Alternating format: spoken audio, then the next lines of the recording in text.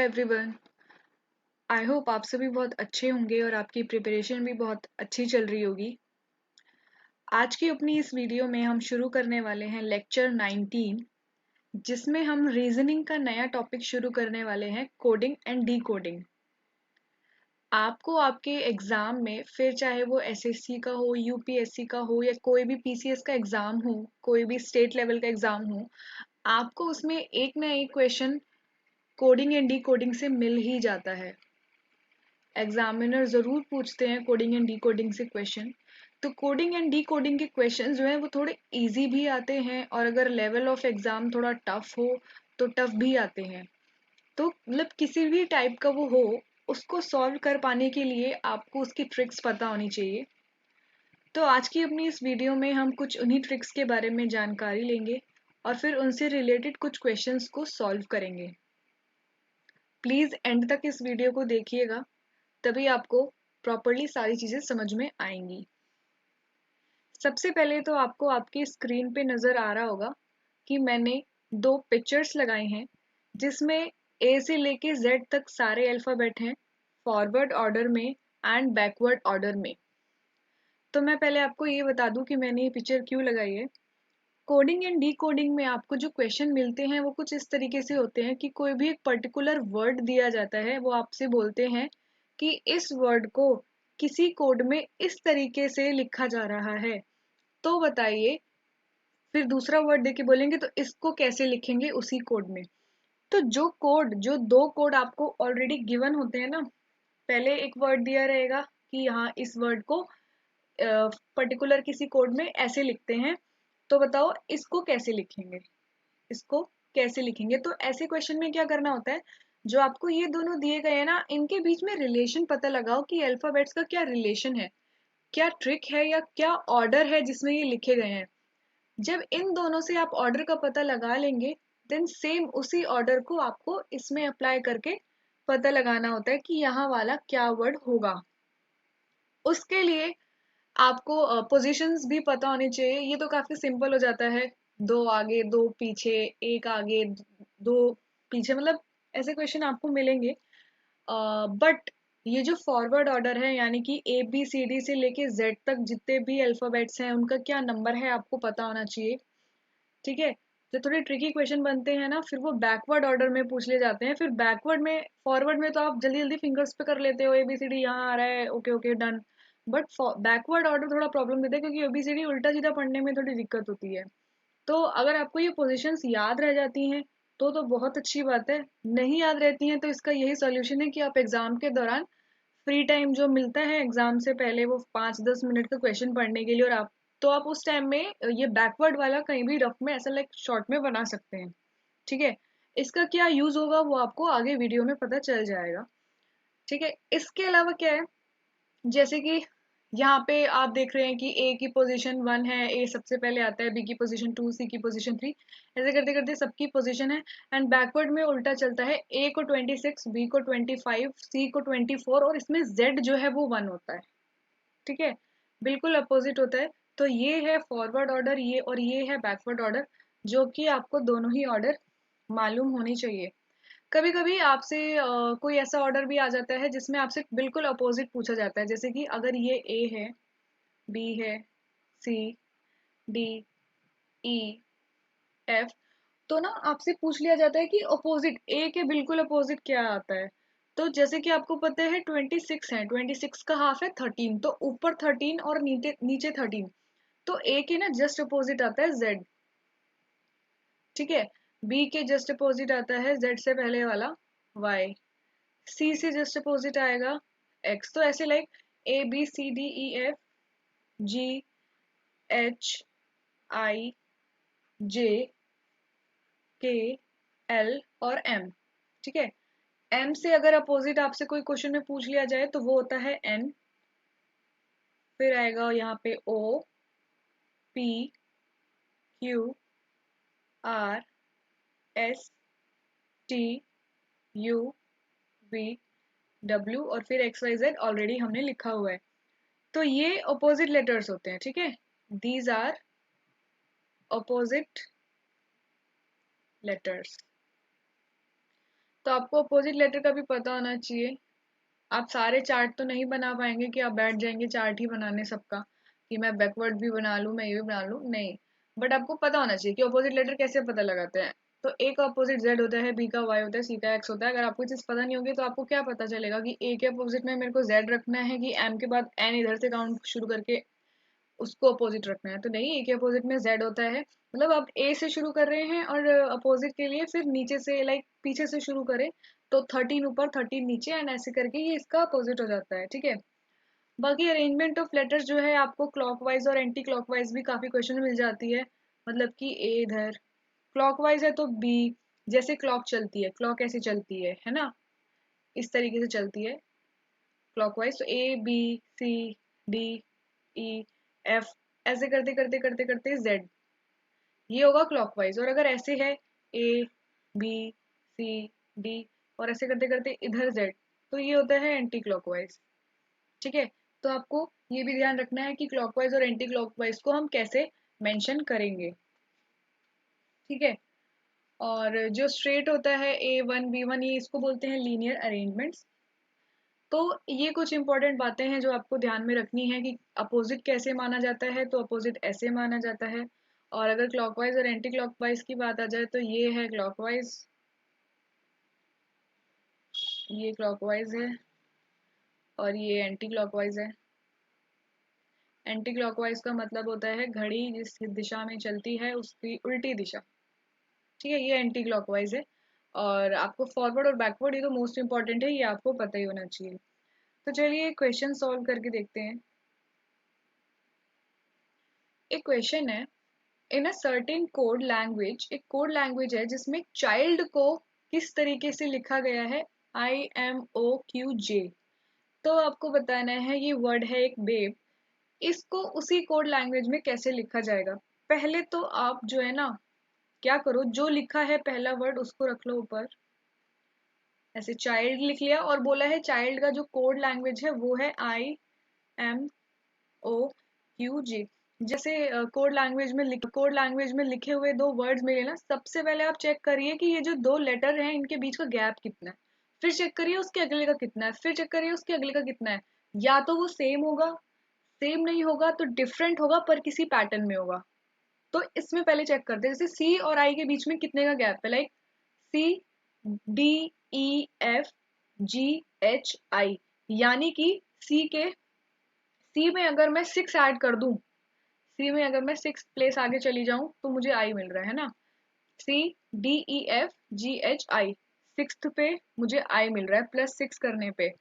आप देखते हैं एच और एम के बीच में मुझे कितने का मिल रहा है, HIJKLM, एक कम, फिफ्थ पोजीशन पे ही जाके मुझे एम मिल रहा है। ठीक है। फिर अब आई और ओ देख लेते हैं, ABCDEFGHI JKLMNO, अगेन वही सिक्स्थ पोजीशन। तो अब आपको एक पैटर्न नजर आ रहा है, पहले में +6, दूसरे में +5, तीसरा +6, हो सकता है अगला भी +5 हो, वो चेक कर लेते हैं। LMNOPQ, फिर आपको अगेन फिफ्थ पे मिला यही, और फिर इसे चेक करेंगे तो ये भी आई होप आपको +6 ही मिलेगा, DEFGHIJ, तो ये भी आपको 6 पे मिला। तो जैसा कि आपको पैटर्न पता चल गया, पहला लेटर जो है वो +6 है, दूसरा +5, तो ऐसे करके अब आपको बेब के लिए पता लगाना है। तो बेब के बाद, बी के बाद आप चेक करिए कि सिक्स्थ पे कौन सा लेटर पड़ता है, BCDEFGH, पहला लेटर पड़ता है H, ये है +6 वाला। अब आएगा +5 के लिए, ए के बाद फिफ्थ लेटर कौन सा है, ABCDEF, एफ है। फिर बी के बाद सिक्स्थ लेटर कौन सा है, बी के बाद अगेन सिक्स लेटर, जब बी के बाद यहाँ पे 6 पे एच था तो यहाँ पे भी बी पे 6 पे एच ही होगा। फिर ई के बाद फिफ्थ लेटर EFGHIJ। तो जो रिक्वायर्ड पैटर्न है इस कोड लैंग्वेज का वो है HFHJ। क्या आपको HFHJ गिवन ऑप्शन में नजर आ रहा है? तो बिल्कुल ऑप्शन ए, तो it means option A is the correct answer. ठीक है। इस तरीके से आपको कोड लैंग्वेज में पैटर्न का पता लगाना है कि कितना प्लस कितना माइनस है, या तो सेम होगा, सेम नहीं होगा तो कोई पैटर्न में होगा। ठीक है। तो सक्सेसफुली हमने ये वाला क्वेश्चन सॉल्व कर लिया। चलिए एक और क्वेश्चन देखते हैं कुछ। ये कुछ थोड़ा अलग है, देखते हैं इसमें क्या है। If France is coded as NCEFRA and Canada is coded as ANACAN, then how will you code, यहाँ पे हम गलती से आ गए, how will you code medicine? तो पहले फ्रांस और NCEFRA देखते हैं क्या है इनका। देखिए FRANCE, फ्रांस को किस तरीके से कोड करने को कह रहा है, NCEFRA। क्या आपको कुछ ऐसा नहीं लग रहा कि इसके शुरू के 3 लेटर जो हैं वो यहाँ पे पीछे हैं और इसके पीछे के 3 जो हैं यहाँ पे आगे हैं। देखिए यहाँ पे शुरू में है FRA जो कि इधर की साइड जाके पीछे हो गया FRA, और यहाँ पे उसके बाद है NCE, तो यहाँ पे आगे है NCE। देखा आपने, इसमें कोई प्लस वाला सीन नहीं है। यहाँ पे जो अल्फाबेट है ना उनको 3-3 के में ग्रुप में डिवाइड करके उनका जो पोजीशन है उसको आगे पीछे स्वाइप कर दिया गया है। ऐसे ही अगर हम कनाडा की बात करें, CANADA है, ठीक है, और इसका कोड हमको बोला हुआ है ADACAN, कनाडा। तो देखिए यहाँ पे शुरू का CAN, इसमें पीछे का CAN है ना, और यहाँ पे पीछे का ADA जो है वो यहाँ पे आगे है ADA। इट मीन्स इससे आप समझ गए होंगे कि जो भी गिवन वर्ड है उसको इक्वल पार्ट में डिवाइड करो और फिर शुरू का जो इक्वल हाफ है वो पीछे कर दो और जो पीछे का इक्वल हाफ है उसको आगे। तो अगर हमें मेडिसिन सॉरी अगर हमें मेडिसिन का पूछा गया है तो मेडिसिन को अगर मैं हाफ में डिवाइड करूँ तो आगे है MEDI और पीछे है CINE। इट मीन्स पीछे अगर CINE है तो हमें आगे CINE कर देना है, और आगे MEDI है तो उसको पीछे कर देना है MEDI। तो देखते हैं सिनेमेडी कहाँ है, ये तो अलग है, सिनेडेमी है, ये सिनेमेडी है और ये है सिनेडीन। तो यानी कि ऑप्शन सी सिनेमेडी, CINEMEDI यानी कि आपको आपका कोड जो है मिल गया। आई होप आपको ये समझ में आया होगा। अगर आपको किसी में कोई भी डाउट लगता है तो प्लीज कमेंट सेक्शन में मुझसे जरूर पूछना। चलिए एक और क्वेश्चन देखते हैं।